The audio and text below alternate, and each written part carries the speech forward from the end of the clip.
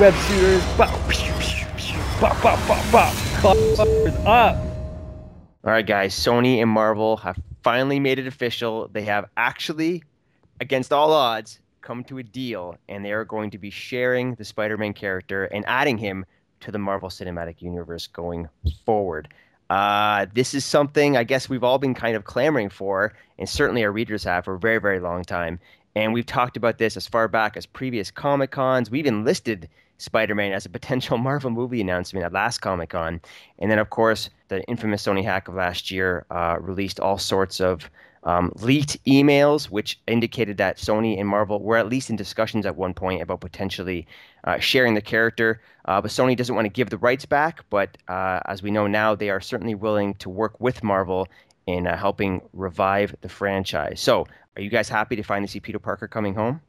I mean, these studios were all kind of flexing like they could just have these independent universes and just be like, oh, well, Sony was going, oh, we can just have our Spider-Man, like we don't need them and blah, blah, blah, blah, blah. But the demands of the fans were going to overweigh because to the average kid, I doesn't understand. If I go to my 5-year-old nephew, he can't understand why Spider-Man can't be in these Avengers movies.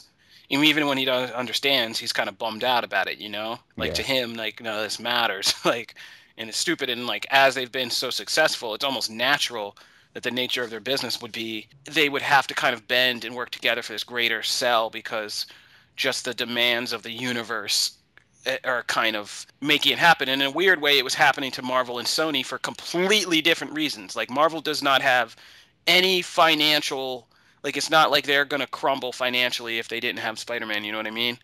Yeah. But at the same time, they can't grow as exponentially and be as crazy big and as fully realized without people like Spider-Man, who we were pointing out, you know, for something like Civil War is like the pivotal centerpiece of that and represents so much in the Marvel universe in these two sides of it, you know, the kind of civilian life and the hero life, and even X-Men and Fantastic Four mysteriously looking quite like each other.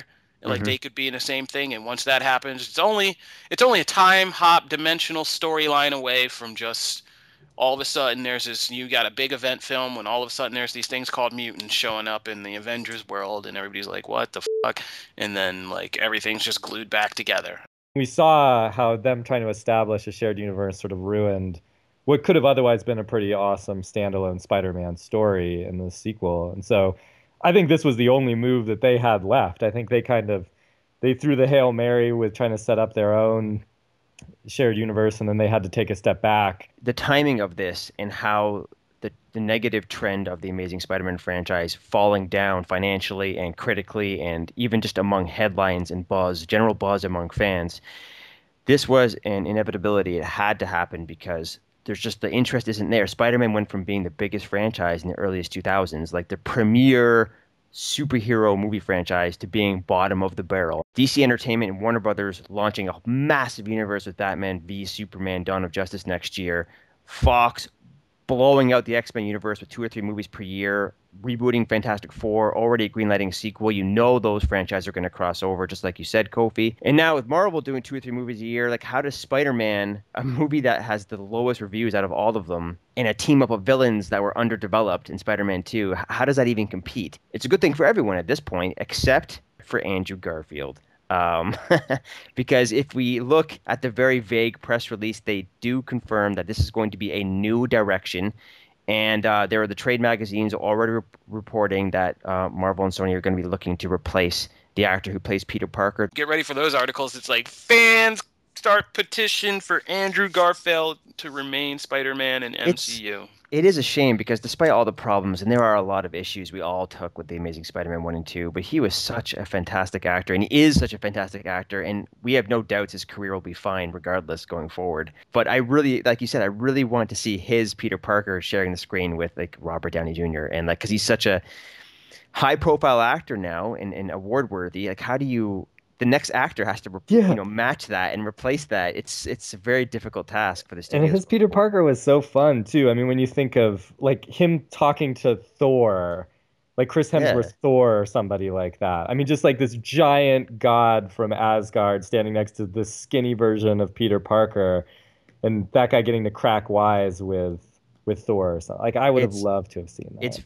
It's such a smart move timing wise, because I'm sure there are fans who are kind of getting maybe a little bit, I hate to say it, bored by seeing some of these characters over and over and over again. But now, like, throwing Spider-Man in the mix, even as a supporting character, will bring out so much more from all the characters we already know. It will like drastically change the dynamic. Yeah. So make sure everybody pours one out. Yeah, poor Andrew Garfield, Mark Webb. I mean, it's just like, he's not the same thing as a Ryan Reynolds, so it sucks to see him land in the same Ryan Reynolds situation, right? Yeah. Like Green Lantern, and it's just like, when Mark Webb, him and too. Emma Stone were both way. Mark Webb, whatever. He directed those 2 movies. I don't know, man. I never thought he was right. I don't know who thought going from 500 Days of Summer to Spider-Man was like a great thing. It will be Peter Parker, right? They also did confirm by name dropping Peter Parker that it is going to be that version of Spider-Man. I know there are a lot of fans out there looking to see Miles Morales of the Ultimate Spider-Man universe get his time, but that's not happening yet. So we should also say that this new Spider-Man, whenever they cast him, will first show up in a Marvel Cinematic Universe film before he gets his own new movie in 2017. So, I mean, the obvious assumption there is that it's either going to be Doctor Strange or the obvious choice, Captain America Civil War. So we can expect him to get a cameo, maybe a somewhat larger role. That film begins shooting in April, so they do have some time to squeeze him in, but I can't imagine them writing out Black Panther and adding in the Spider-Man character to make him a central figure in that. But Kofi, you're familiar with the Civil War storyline. How can they still fit in Spider-Man to the point where he's relevant to that story? I mean, right now, if you're just going to get it in under the wire because of timing, it's just at the end or sometime during registration, they're going to take a registration or registry of who's out there, and one person who maybe just hasn't been really looked at yet because he's just been operating in and around New York and kind of doing his thing mostly, never really photographed or interviewed, has just been kind of there, is the Spider-Man guy. And then you begin to go from there. At the end of the day, Marvel Studios is still going to want to put their characters, the ones that they have full control over, front and center. I mean, there was a lot of positive response to Black Panther being the main guy that's going to kind of step into this like Civil War thing and play probably the Spider-Man role in it. So as much as fans would love to see Spider-Man be one of the guys that's the main guy there, that's I think why you're saying that's unlikely, right? Yes.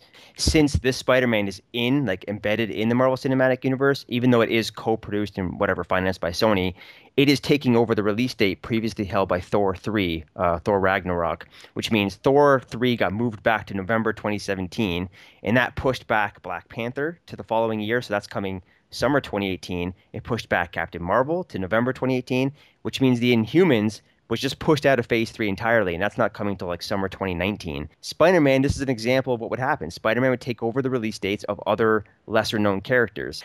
So imagine if they fully owned Spider-Man and wanted to do a Spider-Man movie or spin-off every year or two, you would never actually see Black Panther and Captain Marvel, etc., getting their own films. So the good news, the flip side, is that because Sony still owns it, after they introduce this new Spider-Man and work with Marvel to get his own solo character movie, Sony can continue making its own spinoffs, making a new version of Sinister Six, because the current plans are definitely scrapped. There's going to be no Sinister Six in 2016. And then all these other spinoffs we heard about, from a Black Cat film to an all-female Spider-Man spinoff. They can still do that, and now they can acknowledge the events of the Marvel Cinematic Universe, but keeping those characters kind of to themselves. They can still make their own films and just kind of make it mesh with the Marvel Universe without actually interfering with Marvel's own plans. Does that mean we have an entirely new cast come time for Sinister Six? Yeah, it's so strange, right? I mean, I don't even know. Is that even a bad thing if we had a new cast? Because really the only person that we would have had held over, we would have had two. We would have had Green Goblin and potentially, well, I guess three, because we would have had Rhino too, and then Electro could have potentially come back. I mean, yeah, you'd have young Green Goblin. I imagine that was when Chris Cooper would come back as like the Norman Osborn / original Green Goblin. Right. I would assume that he was a big part of the story. But the big question is, like, kind of like Mark Webb is probably pushed out of this formula now. What happens to poor Drew Goddard, who's supposed to be like writing and directing that thing? I wonder if Sony will keep him in the mix going forward. I mean, with something like Suicide Squad coming out, they just need, at this point, Sony just needs to like lay back, I feel like. And then, I mean, if you want to talk about potential villains, and just like I don't know, introduce Venom and get that Maximum Carnage story going or something. Yeah, let's do that. Sinister Six, like who actually has an interest in that at this stage of the game? I don't We're know. on Suicide Squad now, dog. Yeah, totally. So I'm sure if there is some sort of Sinister Six or Venom movie, you might see like that Nick Fury appearance or some other Avenger show up to help out. And we know if you watch the Spider-Man cartoon, characters like Nova team up with Spider-Man on the regular. So Punisher. Yeah, I mean that's the real benefit to Sony is having Marvel's power back them up. Even though they're financing their own films, having the Marvel branding officially within the MCU now is going to be a big boon for them. Yeah. Would any chance of a Daredevil appearance in new Spider-Man? I mean, the Drew Goddard crossover, right? Yep. He sort of left one for the other, and because Netflix is launching, their little mini Marvel Cinematic Universe, which is within the larger universe on Netflix this year, all of those characters and their stories take place in Hell's Kitchen, New York, and New York is the home of most Marvel heroes, including our boy Spidey. So it would be very, very smart to have him show up in some small appearance, even if it's a Peter Parker cameo taking photos in one of these Netflix series for sure. I mean, personally, I'm digging it. Like, I think I'm one of the people who thinks this needs to happen. I don't think there's any room for it not to happen. And I'm one of the people who wants to therefore see it happen because this is what makes sense for the Marvel Cinematic Universe. It's like having the DC universe and taking out like the Flash or something. It's not as good. And like I said, for the kids, this is a must. You can pull this stuff where you take Fantastic Four and mess with that comic and kind of shut down that brand if you're Marvel because Fox is about to launch this movie. But you can't do that with Spider-Man. Yeah, I think it's good, just like you were saying earlier, it's good to see the studios working together and that it sets a precedent that maybe these studios can collaborate on some of these storylines that we remember from the comics that are really exciting with characters that, due to rights issues, were never there. Like, if this turns out to be mutually beneficial for Marvel and for Sony, then what is to stop something like a DC team up in like 10 years from happening?